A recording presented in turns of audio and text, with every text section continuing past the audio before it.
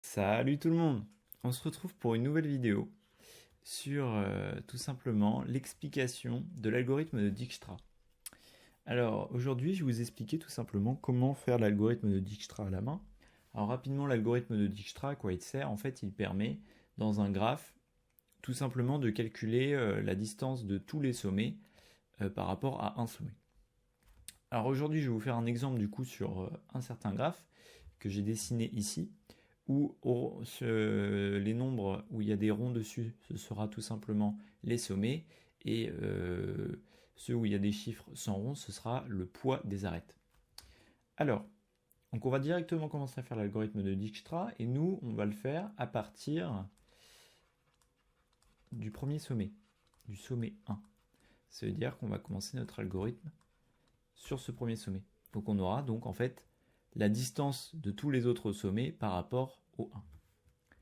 Donc en fait, pour faire Dijkstra, on va faire une sorte de tout simplement de tableau où on va noter en colonne tout simplement ici les différents sommets, et en ligne en fait on va tout simplement avoir les sommets traités ici. Donc l'initialisation, on va commencer par initialiser. Hop. Et en fait, puisqu'on commence sur le 1, on va mettre les différentes distances. Donc la distance de 1 à 1 est de 0. La distance de 1 à 2 de base va être à l'infini. Celle-ci aussi, celle-ci aussi, celle-ci aussi, et celle-ci aussi. Donc on va décaler légèrement le 6 pour que ce soit plus facile à voir. Ok, maintenant qu'on a initialisé, qu'est-ce qu'on va faire? En fait, on va tout simplement commencer par traiter le premier sommet. Alors, qu'est-ce qu'on fait dans Dijkstra en fait? Là, quand on a un sommet traité en 1 par exemple, on va tout simplement changer les infinis par les différentes distances que l'on a par rapport au 1. Donc par exemple, on voit que le 1 est une distance de 7 du 2, donc on va mettre un 7 ici, un 0 bien sûr ici, un 9 ici, un 14 sur le 6, et la distance par rapport au 4 et au 5, en fait, on voit bien qu'il n'y a pas de chemin direct pour aller au 4 et au 5, donc pour le moment, on va rester sur l'infini. Donc pour le moment, là, on a traité en fait le sommet 1. Une fois qu'on a traité le sommet 1, qu'est-ce qu'on fait? On regarde quel est le sommet qui a le poids le plus petit en fait. On regarde quel est le sommet dans tous ceux qu'on a là avec le poids le plus petit. Donc on voit ici que c'est le poids 7 qui est le plus petit, donc le 2, et on va traiter celui-ci. Donc on va mettre le 2. Et on va tout simplement noter en fait les différentes maintenant, les nouvelles distances tout simplement de 2 par rapport aux autres. Alors je m'explique. Pour le 1, bon, ce sera toujours 0. Pour le 2, ce sera toujours 7. Pour le 3, il y aurait une nouvelle possibilité. Alors je m'explique. Avant, on avait une distance de 9, parce que de 1, on pouvait aller à 9. Mais là, en fait, on a une autre possibilité. On aurait la distance de 7, puis la distance à 10. Donc ça ferait en fait qu'on aurait un autre chemin à 3, qui serait de 17 en poids.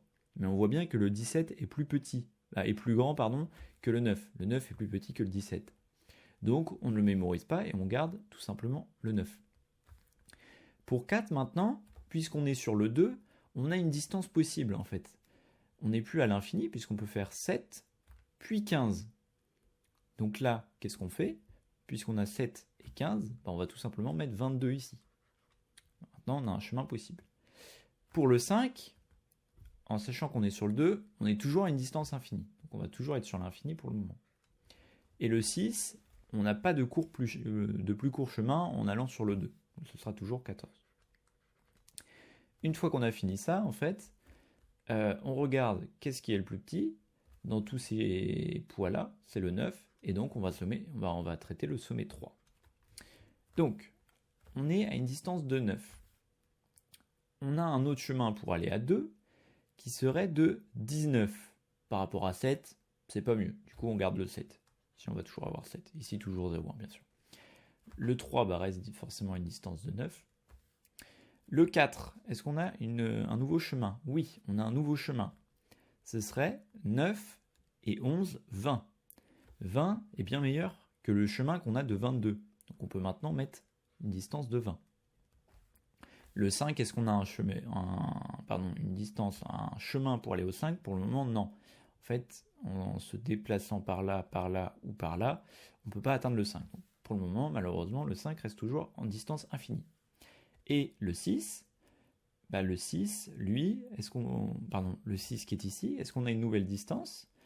Est-ce qu'on a une nouvelle possibilité de chemin? Mieux que 14, on a le 9 et le 2 qui arrivent à 11. Donc on a effectivement une nouvelle distance possible qui est de 11. On a fait tous les sommets. Maintenant, il faut traiter donc le sommet 6, puisque c'est celui qui a le poids le plus petit, puisque celui-là, celui-là et celui-là ont déjà été traités. Donc on va traiter le sommet 6. Alors, nous sommes maintenant ici, avec 11. Donc, par rapport à 1, donc ça va toujours être ceci. On a 11 ici, on ne peut pas revenir sur le 3, c'est pas possible. Donc ça va rester à 7, ça va rester à 9. Il nous reste maintenant à vérifier si on a des meilleurs chemins possibles pour le 4 et pour le 5. Alors globalement, pour le 4, on n'a pas de nouveau chemin possible. À partir du 6, on ne peut pas en un seul coup aller au 4. Donc on va rester sur du 20. Par contre, pour le 5, maintenant, on a un chemin possible qui est donc la distance pour aller à 6, qui est de 11, plus 9. Donc ici, on va avoir un 20. On va avoir un 20. Et pour aller au 6, forcément on est sur le 6, donc il n'y a pas de meilleure distance, ce sera 11. Et là, on a je ne vais pas dire un problème, mais on a un 20 et un 20. Donc dans ce cas-là, comment on fait pour choisir? Quand c'est comme ça, si vous avez tous les deux la même distance, en fait, il y a quelque chose d'assez simple à faire. Vous prenez tout simplement le premier dans l'ordre croissant, donc c'est-à-dire le 4. On va traiter le 4 en premier. Donc on est sur le 4. Est-ce qu'il y a de nouvelles distances qui sont mieux? Alors on regarde. Pour aller au 5, on aurait une distance de 26, ce qui ne serait pas mieux. Pour aller sur le 2, on aurait une distance qui serait de 35, ce qui n'est pas mieux. Et de 3, c'est de l'endroit d'où on vient. Donc ce n'est pas judicieux. Donc en fait, on va rester sur le 0, 7, 9, 20, 20 et 11.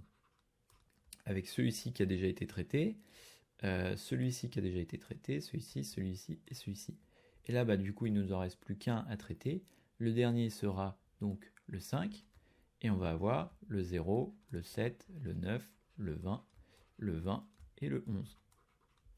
Et donc là, en fait, cette dernière ligne-là est intéressante parce que c'est tout simplement la plus courte distance, les plus courtes distances qu'on peut trouver entre le 1 et les différents sommets. C'est-à-dire que la plus courte distance entre le 1 et le sommet 2 sera de 7.